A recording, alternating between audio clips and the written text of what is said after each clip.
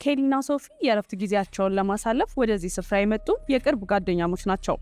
ዋና ዓላማቸው ደግሞ እስከ 10,000 ጫማ ከፍታ ያለውን እጅግ አደገኛ ተራራ መውጣት ነው። ውድ የቻናላችን ተከታታዮች በእናንተ ገዛ ቻናላችን ከ500 በላይ ሰብስክራይበር ማግኘት ችሏል። በቀጣይ ደግሞ ዓላማችን 1000 ሰብስክራይበር መግባት ስለሆነ ይህን ቪዲዮ ስትጀምሩ ሰብስክራይብ እና የደውል ምልክቷን መጫን እንዳትረሱ።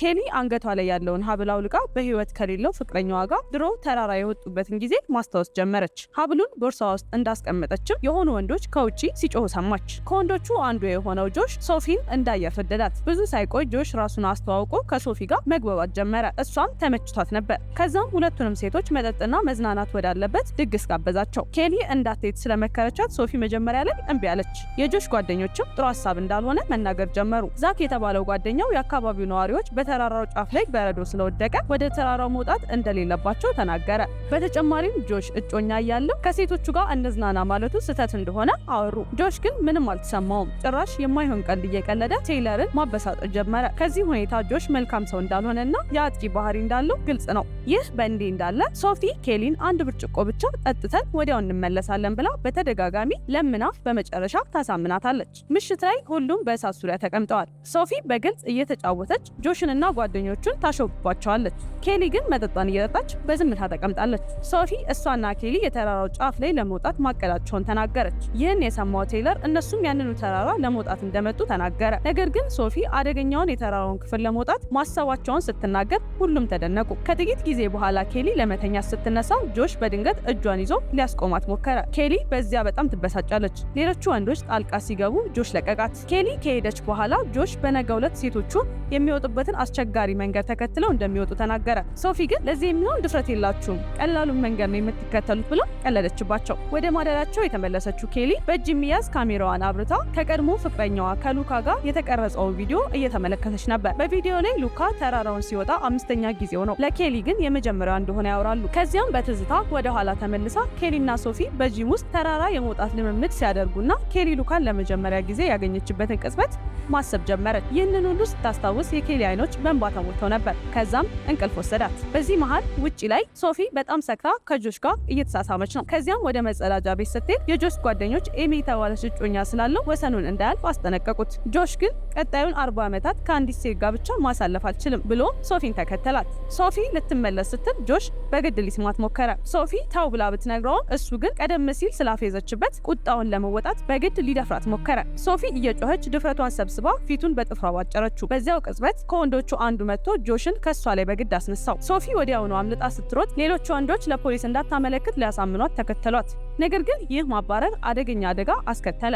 ወንዶቹ ሲደርሱባት ጆሽ ያለምንም ርህራሄ ከገደሉ ላይ ወረወራት። እሷም ወደ ገደሉ ወደቀች። ሶፊ ስፓይናል ኮርዷ ተሰብሯል። ነገር ግን በህይወት ነበረች። ኬሊ ከውጪ በሚመጣው ጫጫታ ነቅታ ነበር። ሶፊን ለመፈለግ ስትወጣ የእሳቱ አካባቢ ባዶ ሆኖ ታገኘዋለች። በሌላ በኩል ወንዶቹ ጉዳት የደረሰባትንና በፍርሃት የተዋጠችውን ሶፊ ዙሪያ ቆመው ምን ማድረግ እንዳለባቸው እየተመካከሩ ነው። ሬይ ወደ ፖሊስ ሊደውል ሲል ጆሽ ያስቆመዋል። ጆሽ ፊቴ ላይ ጭረት ስላለ የዛክ እጅ ላይ ደግሞ የንክሻ ምልክት ስላለና ከጥፍሯ ስር የቆዳችን ናሙና ስለሚገኝ እኛ ነን ተጠያቂ የምንሆነው አላቸው። ጆሽ ሶፊን መግደል አለብን፣ ካልሆነ ህይወታችን ይበላሻል ብሎ ሊያሳምናቸው ሞከረ። ከዚያም ትልቅ ድንጋይ አንስቶ ሶፊን ራሷ ላይ መጥቶ ገደላት። ከዚያ በኋላ ጆሽ ያንኑ ድንጋይ ለዛክ ሰጥቶ አስክሬኑን እንዲመታው አደረገ። የሬይን እጅ ይዞም የሶፊን ደም አስነካው። ይህም ሁሉም ወንጀሉ ላይ እኩል እንደተሳተፉ ለማስመሰል ነው። በመቀጠል ጆሽ የሶፊን ጥፍሮች አጽድተን አስክሬኗን ወደ ታች እንጥላለን፣ ሰክራ ወድቃ የሞተች እንዲመስል አለ። በዚያው ቅጽበት ኬሊ እዚያ ደርሳ ሁሉንም ነገር ከሩቅ እያየች ነበር። ካሜራዋን አብርታ ስለነበርም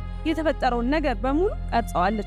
ነገር ግን ሳታውቅ ድንገት በድንጋጤ ድምፅ አሰማች። ወንዶቹም እንዳየቻቸው ገባቸው። ጆሽ ካሜራ እንደያዘች ስላየ እንዲይዟት አደረገ። ኬሊ ወደ ጫካው ገብታ ተደበቀች። ወንዶቹም ሊፈልጓት ተበታተኑ። ኬሊ ወደ ማደሪያዋ እየደረሰች እያለ በመንገድ ላይ ከሬይ ጋር ትጋጫለች። እሱ ግን አላስቆማትም። ወንዶቹ እንደሷ ጎበዝ ተራራ ውጪ ስላልሆኑ አመልጣቸዋለሁ በሚል ተስፋ የተራራ መውጫ እቃዎቿን በፍጥነት ይዛ ወደ ተራራው አመራች። ኬሊ መውጣት እንደጀመረች ወንዶቹ ደረሱባት። ቴይለር እሷን ተከትሎ መውጣት ጀመረ። እንደ ኬሊ ፈጣን ባይሆንም እየደረሰባት ነበር። ነገር ግን ኬሊ በእግሯ ገፍትራ ጣለችው። ቴይለር ተንሸራቶ በመውደቁ እግሩ ተሰበረ። በህመም መጮህ ጀመረ። ጆሽ በጣም ተናዶ እይዝሻለሁ እያለ እሱም መጮህ ጀመረ። ወንዶቹ የተጎዳውን ጓደኛቸውን ወደ ማደሪያው መለሱት። ነገር ግን ጆሽ ወደ ሆስፒታል ከመውሰድ ይልቅ የማስታገሻ መድኃኒት ብቻ መስጠትን መረጠ። አሁን አሁን ግን ነገሩ የህይወትና የሞት ትግል ሆኗል። ኬሊ ደግሞ በቀላሉ እጇን የምትሰጥ አይደለችም። ከታች ወንዶቹ ኬሊ ስትወጣ የወደቀውን ስልኳን አገኙት። ጆሽ ስልኩን ይዞ ጓደኞቹ እሷን ማደናቸውን እንዲቀጥሉ ነግሯቸው በፍጥነት ወደ ማደሪያው ተመለሰ። ይህ በእንዲህ እንዳለ ሬይ እና ዛክ እያወሩ ሬይ በሰራው ነገር የጥፋተኝነት ስሜት እየተሰማው እንደሆነ ተናገረ። በዚያን ጊዜ ዛክ ከ3ኛ ክፍል ጀምሮ ጓደኛሞች እንደሆኑና ምንም ቢፈጠር አብረው መወጣት እንዳለባቸው አሳመነው። ዝም ብለው የጆሽን እቅድ መከተል እንዳለባቸውም ተስማሙ። ጆሽ ሳይመለስ ሲቀር ዛክ ሊፈልገው ሄደ። ጆሽም ሲወጣ እዛው ስላልጠበቀው ተበሳጨ።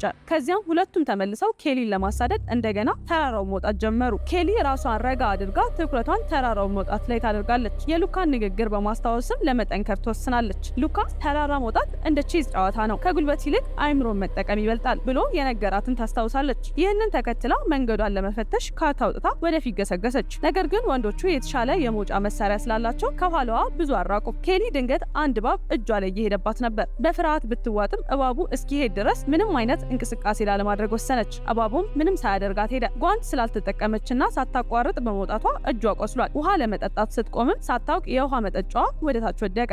ይህን ያየው ጆሽ ያፌዝባታል። የበለጠ ሊያበሳጫትም ከራሱ ብልቃጥ ውሃ ይጠጣል። የስልኳን የሶሻል ሚዲያ በመጠቀምም ለራሱ ፍሬንድ ሪኩዌስት ይልካል። በእሷ ስምም የሐሰት መረጃዎችን ለጠፈ። ኬሊ እሱን ችላ ለማለት እየመከረች እጇ ላይ ዱቄት አድርጋ መውጣቷን ቀጠለች። ወደ ላይ እንድትወጣ የሚረዳትን ገመድም አየች። ነገር ግን ልትደርስበት አልቻለችም። ከዚያም ከቦርሳዋ ውስጥ ሽቦ አውጥታ ገመዱን ለመያዝ ትጠቀምበታለች። ሉካ ያስተማራትን ዘዴ በማስታወስ ይህን አስቸጋሪ ሁኔታ አለፈችው። በሌላ በኩል ጆሽና ጓደኞቹ ቀላሉን መንገድ ተጠቅመው ከኬሊ በላይ በፍጥነት መድረስ ችለው ነበር። ከተወሰነ ጊዜ በኋላ ኬሊ አሮጌ ድንኳን አግኝታ እዚያ ለማረፍ ቆመች። ጆሽና ሌሎቹ ከሷ በላይ ባለው ድንጋይ ላይ ደርሰው መንገዷን ዘጉት። ጆሽ ወደ እሷ ገመድ ጥሎ ካሜራውን እንድትልክለትና ምንም ጉዳት ሳያደርስባት እንደሚለቃት ቃል ገባላት። ኬሊ ግን ሞኝ አይደለችም። ይልቁንም ገመዱ ላይ መልእክት ጽፋ ላከችለት። ይህም ጆሽን የበለጠ አበሳጨው። አሁን ሌላ አማራጭ ስለሌላት ኬሊ ሌሊቱን እዚያው ድንኳን ውስጥ ማሳለፍ አለባት።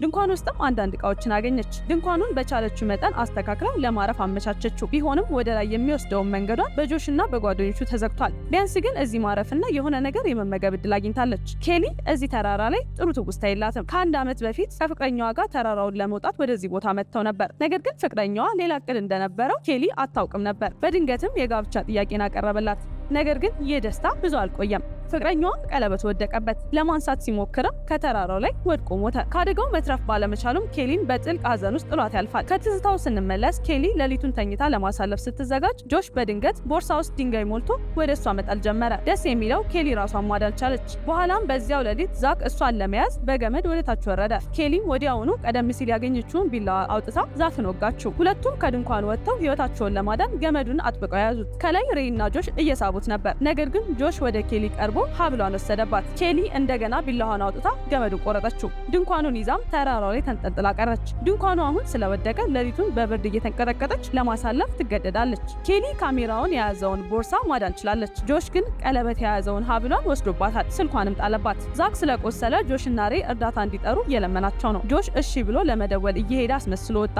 በዚያው ሌሊት ሶስቱም እያረፉ እያለ ዛክ ለሬይ ጆሽ እየዋሻ እንደሆነ እንደሚጠራጠር ይነግረዋል። ጆሽ ፈጽሞ አልደወለም። ጓንት ላመጣ ወደ ማደሪያው ሲሄድ ጆሽ ደንግጦ ሲወጣ አይቼዋለሁ። ቴይለርንም እርዳታ እንዳይጠራ ገሎት ሊሆን ይችላል ብሎ ተናገረ። ስለዚህ እሱና ሬይ በጆሽ ሰዓት ላይ ያለውን ሎኬሽን ለማብራት ተስማሙ። ነገር ግን ጆሽ ነቅቶ ስለነበር አልተሳካላቸውም። እንደገና አስፈራራቸው። ከጥቂት ጊዜ በኋላ ሁሉም ተመልሰው ተኙ። የቆሰለው ዛክ ለመሽናት ሲነሳ ጆሽ በድንገት ራሱን መቶት ወደ ገደሉ ገፈተረው። ኬሊ ይህን ሁሉ እያየች ነበር። በኋላ ሬይ ሲነቃ ጆሽ ዛክን ወደ ቴይለር ልኬዋለሁ ብሎ ዋሻው። ከዛም ሬይ ስለ ካሜራው ከኬሊ ጋር እንዲነጋገር ወደ እሷ እንዲሄድ ያሳምነዋል። ጆሽም ይስማማል። ሬይ ኬሊ ሲያገኛት ምግብ ሰጣት። በጓደኛዋ ላይ ለደረሰው ነገር ይቅርታ ጠይቆ ስለ ካሜራው ያነሳል። ካሜራውን ስጭኝና እኔ ለጆሽ ኬሊን ወደ ገደል ገፍትሬ ጥያታለሁ እላለሁ ይላታል። ኬሊ ግን ጆሽ ዛክን እንደገደለውና አካሉ ሲወድቅ በአይኗ እንዳየችው ነገረችው። ሬይ መጀመሪያ ላይ አላመናትም። ኬሊ ጆሽ በመጨረሻ ሁለቱንም እንደሚገላቸው ታስረዳዋለች። በቅዱ መሰረትም ሬይ ካሜራውን ይዞ እንዲሄድ ፈቀደችለት። ጆሽ ካሜራውን ሲፈትሸው ግን የሚሞሪ ካርዱ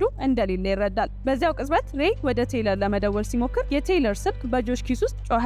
ጆሽ ማንነቱ ከተጋለጠ በኋላ ሁለቱ ወደ ጥል ገቡ። በመጨረሻ ግን ጆሽ ሬይን አሸንፎ በሳት አቃጠለው። አሁን የጆሽ ጓደኞች በሙሉ አልቀዋል። ቀጣዩ ኢላማው ኬሊ ናት። ይህ በእንዲህ እንዳለ ኬሊ ዙሪያዋን ስትመለከት ቢላዋ አጠገቧ እንዳለ ታያለች። ስለዚህ በዝግታ ወደዛ ሄደች። ቢላውን ከያዘች በኋላ እባብ አየች። አለች። ከዛም አንድ ሀሳብ መጣላት። ጆሽ ኬሊን ለማጥቃት ወደ ታች ወረደ። ሲያገኛት ስለ ሚሞሪ ካርዱ ጠየቃት። ኬሊም ድንጋዩ ስንጥቅ ውስጥ ተደብቋል ብላ አታለለችው። ጆሽ እጁን እዚያ ውስጥ እንዳስገባ እባቡ ነከሰው። በጣም ተናዶ በኬሊ ላይ ጥቃት ሰነዘረባት። ኬሊን በሙሉ ኃይሏ ታገለችው። በመጨረሻም አሸነፈችው። ኬሊ የአንገቷን ሀብል መልሳ ወሰደች። አሁን የኬሊ ተራ ደርሷል። ጆሽ ከተራራው ላይ ወድቆ ሞተ። ኬሊ ቅዠቱ በማብቃቱ ቀለበቷንና ማስረጃዎቹን በሙሉ በእጇ በማስገባቷ እፎይታ ተሰማት። በመጨረሻም ኬሊ መውጣቷን ቀጥላ የተራራው ጫፍ ላይ ደረሰች። ከፍቅረኛዋ ጋር ድሮ የነበራትን ህልም አሳክታለች። ይህንንም በማድረጓ እየተደሰተች ፊልሙ ያልቃል። እንደነዚህ አይነት የፊልም ታሪኮች እንዲደርሳችሁ ቻናላችንን ሰብስክራይብ ማድረግ